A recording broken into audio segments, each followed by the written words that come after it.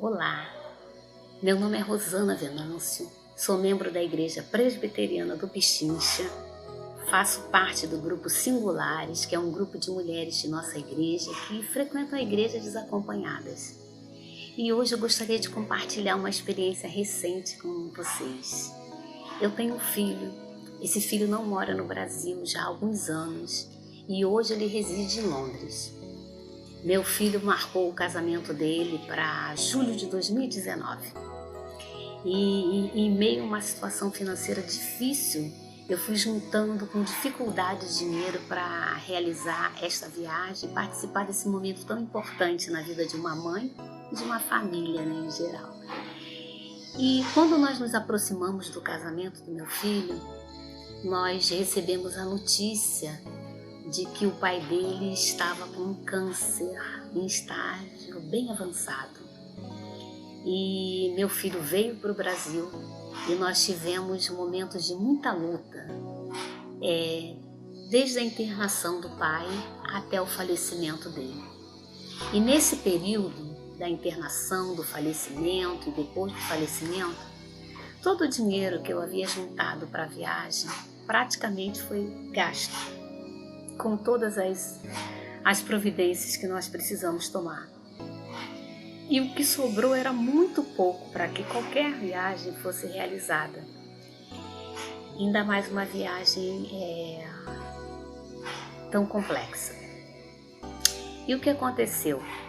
Meu filho retornou a Londres e eu fiquei aqui bastante desanimada porque ele adiou o casamento para março de 2020.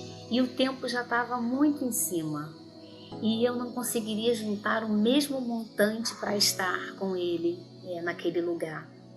E confesso que eu fiquei desanimada, desesperançosa.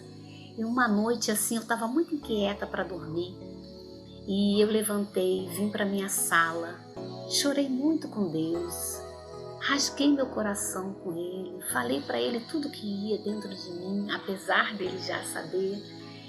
E resolvi adiantar a minha leitura devocional que seria de manhã daquele dia. E quando eu abri o meu livro devocional, o texto que ele trazia era lá no livro de Josué 1, de 1 a 9, sendo que o versículo 9 estava em negrito.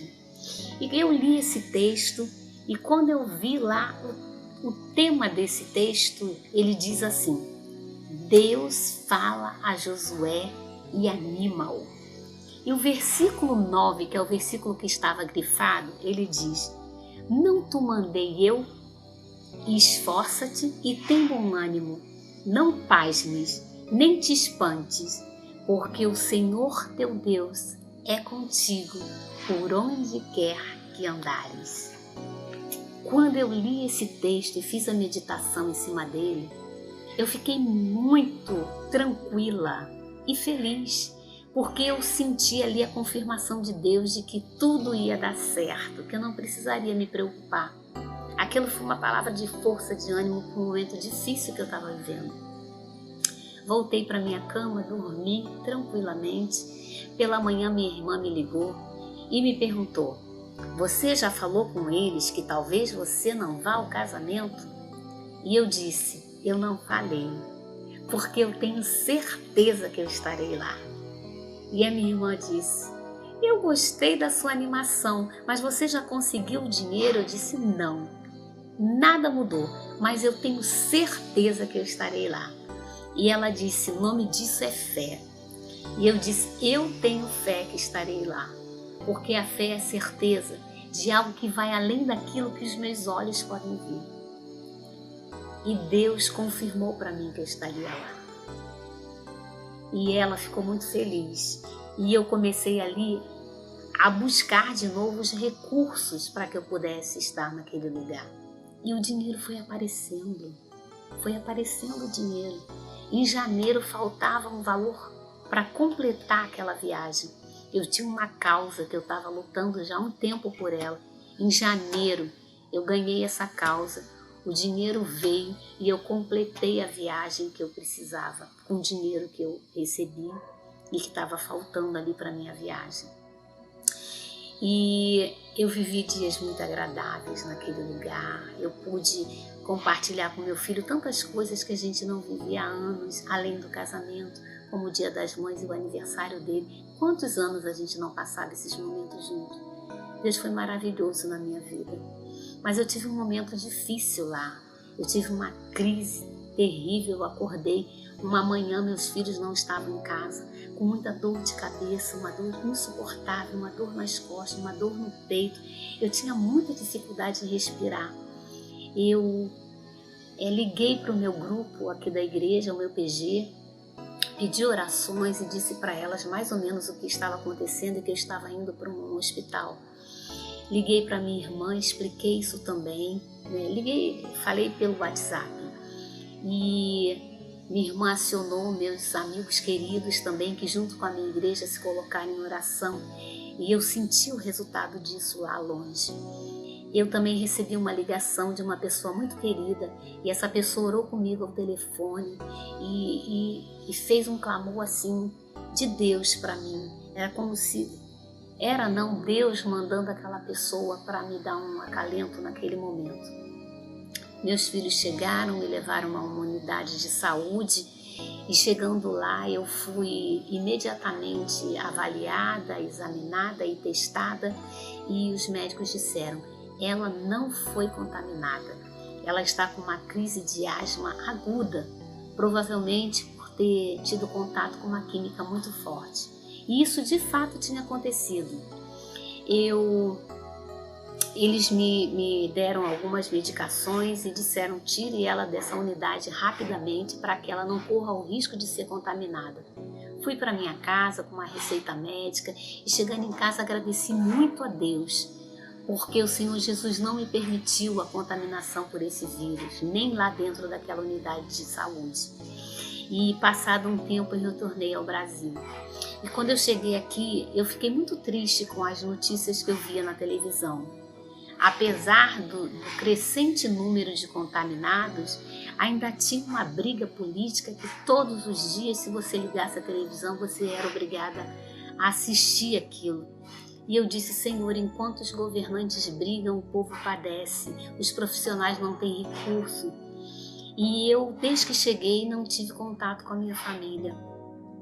Eu não posso ter contato com a minha família. Eu tenho um pai de 91 anos. A equipe do Covid-19 pediu que eu evitasse ter contato com as pessoas nesse período de grande crescimento desse vírus, para minha proteção, porque eu sou do grupo de risco, e também que eu evitasse ter contato com a minha família por conta do meu pai. Porque meu pai tem 91 anos, é operado do coração e outras situações. E então eu estou no meu apartamento, realmente isolada de todos e tudo, num isolamento social intenso. E meu apartamento é pequeno e tem uma hora que você não quer mais ouvir essas notícias, não quer mais saber disso. E eu disse para Deus: Senhor, eu gostaria muito de ser usada dentro da minha casa para ajudar pessoas como eu fui ajudada lá em Londres. E eu recebi uma ligação de uma pessoa, porque eu já atendi a muitas famílias com adolescentes em situação de cumprimento de medida socioeducativa, muitos idosos realmente isolados de suas famílias e vivendo o drama da depressão. Muitas mulheres em situação de violência doméstica, e eu tenho algumas dessas pessoas na minha agenda de WhatsApp, os casos mais graves, porque são pessoas que construíram uma relação comigo e elas me pedem para orar por elas, elas me pedem para orientá-las, elas me pedem para falar de Deus para elas e tranquilizar o coração delas.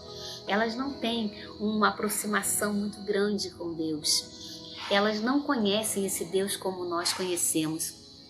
Então eu tenho feito isso nesse meu isolamento social.